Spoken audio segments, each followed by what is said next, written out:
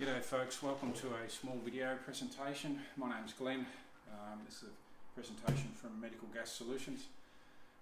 We're going to show you the Sleepsafe anaesthetic machine, veterinary anaesthetic machine that we sell, how to assemble one if you have purchased one and you don't have me on site to assemble it. This video will hopefully be very helpful to you on how to assemble it.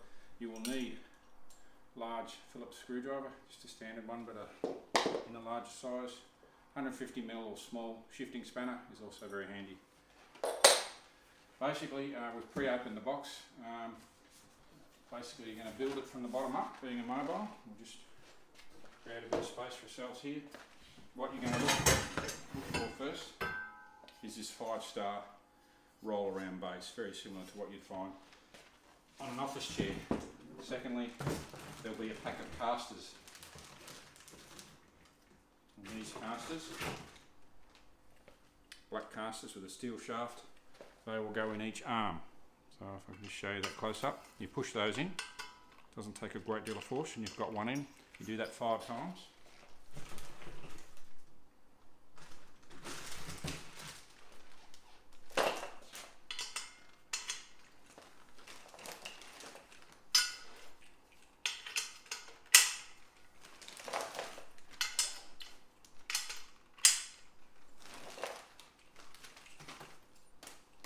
Right, that's our 5th one to be done. If you get a stubborn one, you can put these on the floor and push it over, and then put your hands on the base and really push down with more force on the floor. But at the moment, I'm doing them in free space. That's only if you get a stubborn one with the floor. Really, it's not that common. They do push in quite easily. They then rotate and swivel, and they lock. So basically, that's your base of your machine. It will roll around or lock the casters. Don't be too concerned if you can't see the locks very well in the video, because once you purchase the little locking tabs, it will be quite easy to see. So basically that's our base.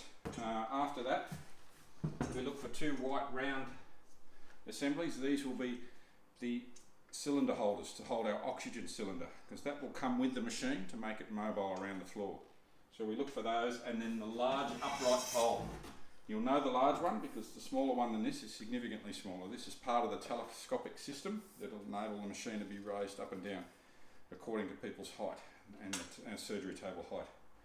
So this larger pole, we'll leave the small one for the moment, and the 2 cylinder holders have a relationship together.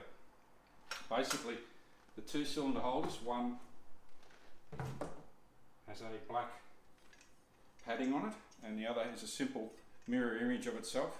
That's the first one you want. You back the screw off and you plunge this into here like so, and then you just gently tighten that, lock that up to stop it sliding down and nipping our fingers.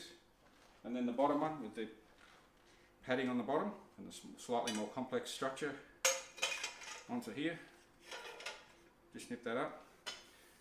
And then you're looking at putting the upright into the base we built.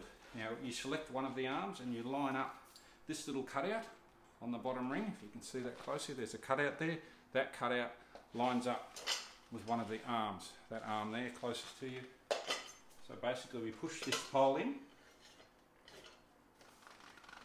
push it in as far as it will go downwards. That's your upright, main upright for the machine. Then we undo this little, and we drop that down as far as it will go, and that cutout is now in line with the arm. That's for your cylinder base. Then we can drop this down to keep it out of our way. Drop them down together. I will explain the cylinder later. We'll move on.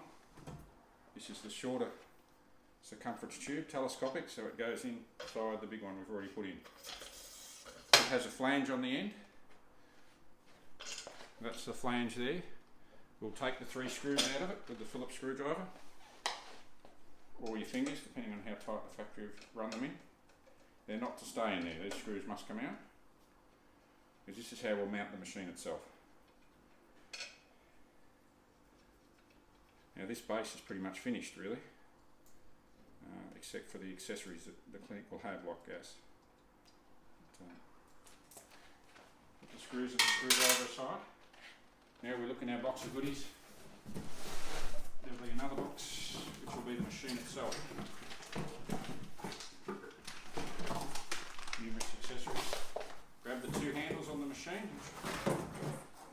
machine and sit it on the flange, on the base. Now, with your other hand, remove anything that obstructs the holes. There are 3 holes in the base of this machine. You'll see them clearly once you have the machine. You line them up with the holes on this flange. Then while still supporting the machine, because it will not sit there on its own without the screws in it. We slowly run the screws in by hand with the holes lined up. The holes are equidistant, 3 of them, and 3 screws. So we get them started by hand while still supporting the machine. This machine isn't heavy. It will gain weight when we put the vaporizer on it. At the moment it's not heavy, but it will tip over if I don't keep hold of it. Large screwdriver again, run the screws up.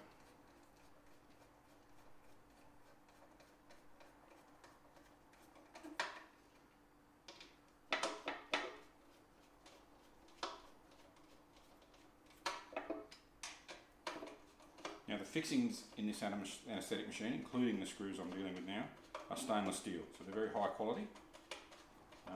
So they don't muck about with the fixings, they're very high quality, very durable, and they won't rust. We do those up nice and tight and even with our screwdriver, large screwdriver. Now we can let the machine go, as long as we're on a fairly flat floor.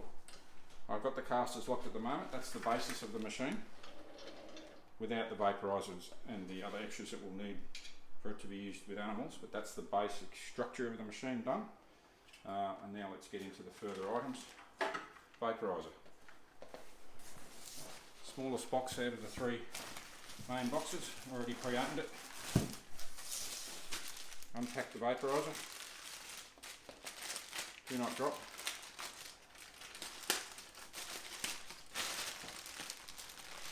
If we drop this fella, we're in a world of hurt. Mark III vaporizer.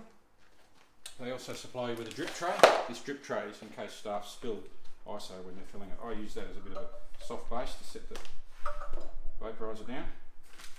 What we'll actually do is set it down up here on this very handy top tray. Right, what I wanted to show you, these couplings, pull them apart, they're only just sitting there.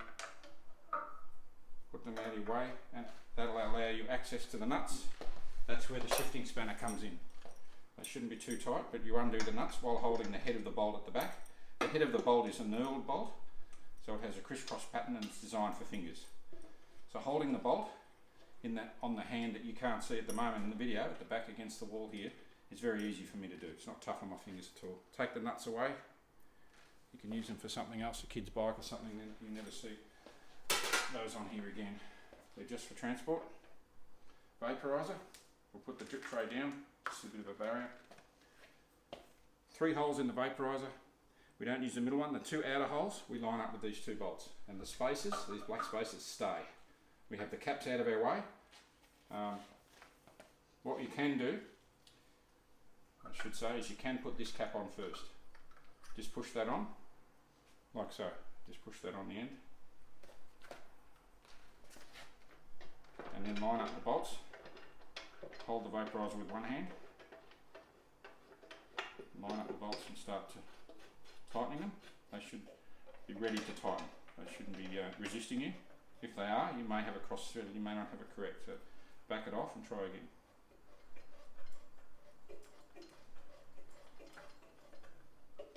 Do them up firm, finger tight. There they are firm. Second end cap. Over the top. So those 2 end caps, they complete the gas circuit the animals are going to be breathing. The animal's gas path will be coming through the top here, so that it's important you have those on. The vaporizer is now mounted, the drip tray's there. The reason we put this one on before I had this fully bolted was the space in here is a bit tight and it's hard to put the cap on afterwards. So we put it on first. Over here we've got a lot more room to put this on. So we hope you can see that quite clearly. Mark III vaporizer, veterinary favourite, proven device, 2-year service interval, easy to leak test, easy to use, good safety lockings on it.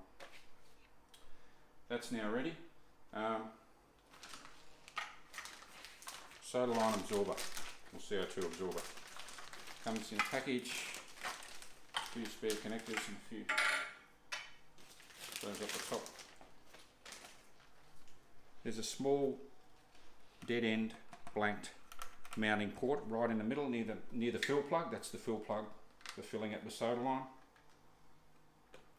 That little dead end plug fits on here, on this little mounting post. So straight onto there. Hopefully you can see that, or zoom if you need to. Push it on gently, I don't thump it, gently and straight. That leaves this last connector here, quite a large fitting, and you start to wonder where that goes. That goes on the inhale. They are marked, inhale and exhale. Inhale, just that will swivel. Put it on till it suits you best. I might go this way, I think, away from the pop-off. Would be best. That'll just gently swivel. That's your pop-off or scavenge valve. That's your inhale and exhale. And your bag port, you use the right angle connector. Push gently. Your 2, 3 litre, 1 litre bag, 4 litre bag will sit there quite comfortably. Largest connector in the packet, larger than all these, is this 30mm one. That goes on the pop-off valve. It's to reduce it down to a scavenge tube size. You then have your scavenge in your wall, in your roof, in your floor, or you have a scavenge can. The machine comes with 2 of them. There's plenty of accessories with the machine. There's the tubing.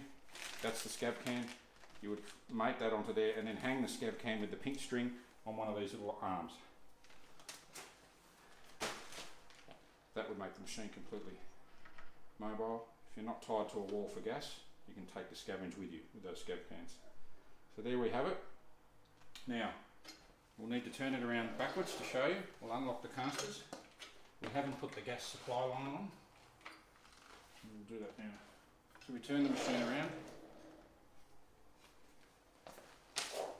They will give you an oxygen line, a pre-made white oxygen line. These are hand wheels, no tools. Thread onto here. Easy to thread on. So this is the supply. Without this, the machine is useless. Now, onto your oxygen tank and regulator, onto your wall supply, onto your oxygen concentrator. Choice is yours. If it's not a cylinder, and you're going to use a concentrator or a wall, the machine will not be as mobile because you're tied to the wall and you're tied to the concentrator trying to come with you, which can be a bit difficult. But we will assume a cylinder for this demo. So we've grabbed a D size oxygen cylinder, we've put it into the bottom here, it'll fit in these rings, it sits on the padding. Then I lift the second ring up to the top of the cylinder, or near to, and then I lock that by hand. Double check the bottom one. Now the cylinder will not fall out. It can't fall out because this one's going to stop it. And we'll just pretend there's a cylinder there, and that's our oxygen line going down to our supply. So there we have it. It's now mobile. We want to adjust the height of the machine. We come back to this fellow here. I'm 6 foot. I'm over 6'1". So you may not want it as high as I'm going to do it, but it will go that high or even higher. You can also swing it around to different ways. Some people like to swing it around so that it's opposite the gas cylinder. That means the gas cylinder is away from our feet and our hands, it's at the back, and we've got a field of operation here that's clear. So there we are, I've locked that, it's up quite high. We're getting close to being ready to use it. Once you've got a supply and soda lime in it and isoflurane, you know, you're getting very close. There's really not a lot else you need to do.